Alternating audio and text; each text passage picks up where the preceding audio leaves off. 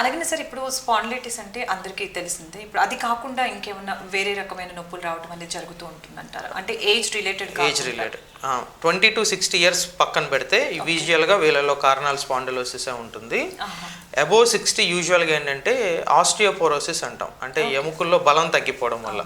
ఇప్పుడు active life style అంతా అయిపోయిన తర్వాత 60+ వాళ్ళకి ఏమవుద్దంటే బోన్స్లో ఉన్న కాల్షియం అనేది లెవెల్స్ తగ్గిపోతూ ఉంటుంది అనమాట. సో దాన్ని ఎప్పుడైతే ఒక సర్టన్ లెవెల్ దాటి కిందకు వస్తుందో దాన్ని ఆస్టియోపోరోసిస్ అంటాం. సో ఈ పెద్ద వయసులో వాళ్ళు ఏంటంటే వాళ్ళేమీ పనులకి ఏమి వెళ్ళరు, జస్ట్ ఒక బస్సులోనో కార్లోనో ప్రయాణం చేస్తూ బైక్ మీద వెళ్తున్నా ఆ స్పీడ్ బ్రేకర్ కుదుపులకు కూడా సడన్గా పెయిన్స్ అనేవి వస్తూ ఉంటాయి అన్నమాట. సో యూజువల్గా వీళ్ళల్లో మనం ఏమైనా టెస్ట్లు ఎంఆర్ఐలు చేస్తూ ఉంటే స్పైన్ ఫ్రాక్చర్స్ అయిన సందర్భాలు కూడా ఉన్నాయి. జస్ట్ అంటే ఒక స్పీడ్ బ్రేకర్ ఉన్న కుదుపులకు కూడా వాళ్ళు ఫ్రాక్చర్ అనేది జరుగుతుంది అనమాట. సో ఎందుకు అంటే దీన్ని ఆస్టియోపోరోసిస్ అంటాం. సో యూజువల్గా సడన్ ఆన్సెట్ ఆఫ్ పెయిన్, అంటే 60 నిన్నటి దాకా బాగానే ఉన్నారు, సడన్గా వంగి లేచారు, లేకపోతే కాలు జారి ఇంట్లో పడ్డారు, దాని తర్వాత నడుము నొప్పి అనేది సడన్గా స్టార్ట్ అయింది. సో యూజువల్గా వీళ్ళల్లో ఆస్టియోపోరోటిక్ ఫ్రాక్చర్స్ అన్నది ఒక కారణం అనమాట.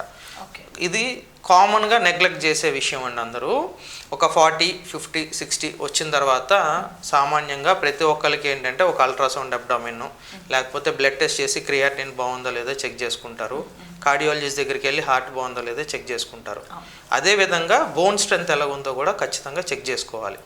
ఎందుకు అంటే దీన్ని మార్బిడిటీ అంటాం, అంటే ప్రాణాపాయం పరిస్థితి అయితే రాదు, కానీ ఒకసారి ఏమైనా ఎముక ఫ్రాక్చర్ అయితే అది స్పైన్ అవ్వనియండి, హిప్ ఫ్రాక్చర్ అవ్వనియండి, క్వాలిటీ ఆఫ్ లైఫ్ అనేది డిస్టర్బ్ అవుతుంది అనమాట. అంటే ఒకసారి ఫ్రాక్చర్ అయితే 3 months వరకు మళ్ళీ వాళ్ళ పనులకు వెళ్ళడం అనేది కష్టం, ఎందుకంటే ఫ్రాక్చర్ అయ్యి మొత్తం అంతా యునైట్ అయ్యేంత వరకు.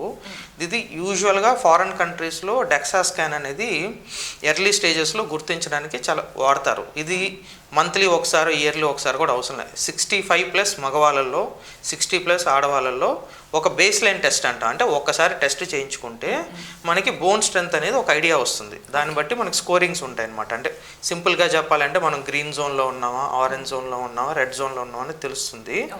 ఆరెంజ్ జోన్ ఒక ఆ ఏజ్ వాళ్ళకి పర్లేదు, రెడ్ జోన్లో ఉన్న వాళ్ళు మెడికేషన్స్ అనేవి వాడుకుంటే ఇట్లాంటి పరిస్థితి రాకుండా అంటే మనం ఈజీగా ప్రివెంట్ చేసుకోగలుగుతాం అన్నమాట.